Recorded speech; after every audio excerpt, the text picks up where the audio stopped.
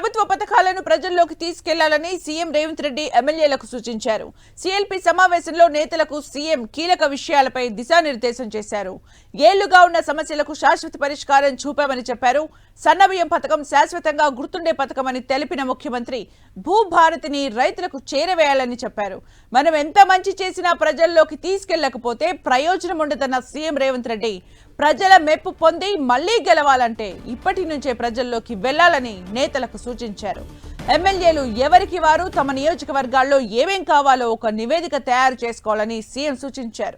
ఆ పనుల్ని పూర్తి చేసే బాధ్యత ప్రభుత్వం తీసుకుంటుందని చెప్పారు.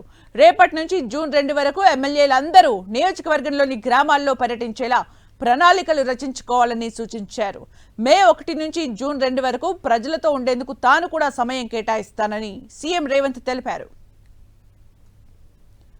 నిన్న మొన్నటి వరకు బండి సంజయ్, కిషన్ రెడ్డి కాంగ్రెస్ సర్కార్పై విమర్శలు చేశారని, ఇప్పుడు ఏకంగా ప్రధాని మోదీనే రంగంలోకి దిగారని ఎమ్మెల్యేలకు హెచ్చరించారు. హెచ్సియు భూములపై ప్రతిపక్షం ఏతో ఒక అబద్ధపు ప్రచారం చేసిందన్నారు.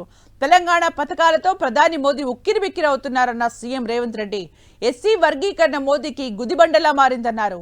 దేశంలో తెలంగాణ మోడల్పై చర్చ జరుగుతోందని చెప్పారు. నేతలు ఎప్పటికప్పుడు అప్రమత్తంగా ఉంటూ ప్రజల్లోకి వెళ్లాలని సూచించారు.